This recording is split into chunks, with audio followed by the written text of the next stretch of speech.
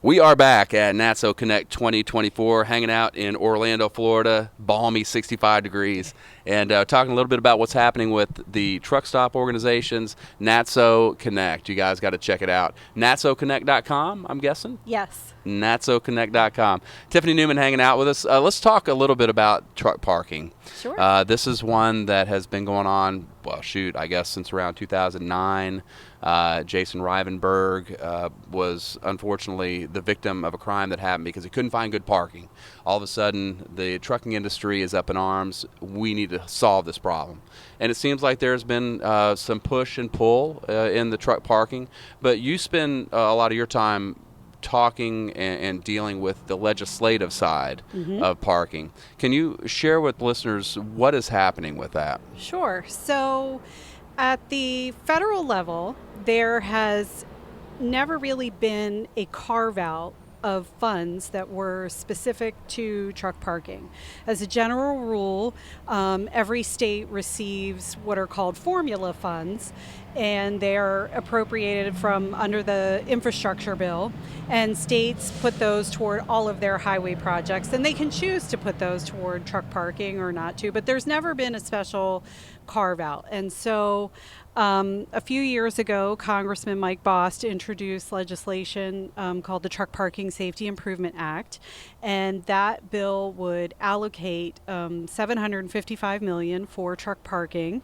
And that bill has been passed out of the T&I committee on the House side. There was a companion bill introduced on the Senate side, but that has not yet gone before a committee.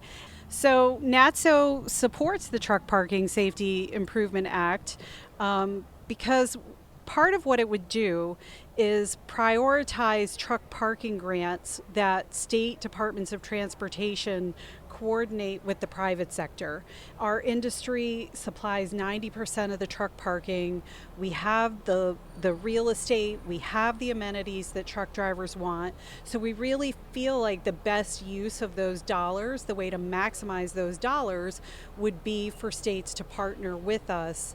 But that legislation, I have to be honest with you, it still has a long way to go. Sure. Well, and I know once legislation is passed, too, once you do have the funds available, then there's this other problem. How do you best utilize the funds? Does NATSO help states to utilize the funds more effectively? If there were a carve-out and it was grant dollars, then the states themselves would have to go through kind of an RFP process. Okay. They would have to submit a formal proposal. That proposal would have to be accepted. Then they would go back and they would probably put out what's called an RFI. And under an RFI, then they, reach out for information from industry. Who's interested in partnering and how would we work together? What would it look like? And then there's a very formal process for all of it, for the receiving of the grant and then the disbursement of money under a grant. Okay. So you made the comment that you have the property. What does that mean? I mean that NATSO and our members, we already provide 90% of the truck parking that's out there. Okay. We already have land that is connected to amenities. We're not. Oh, got you. If we can find the right ways to partner, right, then we're just adding to existing facilities. Right. And so it makes it faster. It makes it more efficient. It makes it less expensive. Now, there are challenges that we definitely experience at the local level. Something that a lot of folks don't necessarily always realize is our biggest opposition to expanding or even to building a new truck stop actually comes at the local level, either from a zoning problem, NIMBY, or from not communities that yeah. do not want us. There have been truck stops that I have talked with extensively where they have spent years and years and years trying to build out a property, and they have pushed it as far as they can, and then they've had to walk away because the community just rejected it so hard at that city council level. Darren, you have some more on that? Yeah, an example, Tiffany's spot on. There's been examples where a truck stop has been approved and the city has said something like, well, we're concerned about crime or we're concerned about this or this, but we're happy to have you have a truck stop, but you can't have any lights in the parking lot because we don't want the lights bothering the community. Yeah. So when you think about that, you state you don't want all these things, and the truck stop is willing to put up bright lights to make sure there's secure, well-lit parking, and then the community comes back and says, but you can't have bright lights. That's what often the operators are faced with. That's a problem. Obviously, you have a disconnect between what the trucking community, which hauls 75 plus percent of freight tonnage, Correct. what they need, and what communities use, and what community will allow, and that's within their rights, obviously. But And the communities will be very vocal and very aggressive about it. I can think of a location in Maryland where it ultimately came down to opposition from 5 people in the community, and that site didn't ultimately move forward. I can think of a location out in the Midwest where there was a truck stop that was very much needed, and the community just really came out saying the most outrageous things about truck stops and truck drivers, and me. So they will get very, very aggressive when they don't want it. yeah, well, it's amazing. Just as an aside, I was talking to Robin Hutchison of the FMCSA, and the first thing she said to me was, I get the nastiest comments from people. And I'm thinking, well, it's not really you.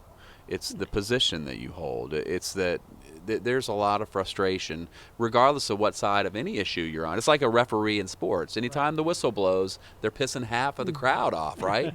So it's the same thing with anything that affects so many people because of the sheer numbers in trucking. But I would like to say, too, that like over the course of my career, I can tell you that I've also seen tremendous change at that city council level. Good. Right? Like I get more calls from city councils who are saying, how do I address this concern about idling is one that comes up all the time. And once we educate them about, that trucks don't just idle for absolutely no reason, they idle when they have to, and we walk them through that, then we can kind of get to a good place. And I do feel like that is happening more, and I have more of those calls. That's wonderful. Let me ask you another question. Just I'm a thinking outside the box kind of guy. So I know that there are a lot of state scales that are shut down. There's infrastructure that exists up and down the interstates that have not been developed, and I know that it's probably not under the purview of NATSO. But is that a direction that your organization would consider, helping states think of other ideas to develop parking? So our industry has really built up at the interstate exit interchanges. Okay. Right? And we think that that is where the businesses belong. That's where those communities have developed. And what a lot of people don't realize is like how much we have invested in those communities, right? And there are towns in America where we represent a very large taxpayer. Our members give to local schools, they give to police departments and fire departments. And so, our position has always been that we support the communities in which we operate, right? Sure. Up on the interstate is not, that's not part of that. That belongs to the state. Gotcha. The state gets that benefit, and that doesn't make sense to us. Okay.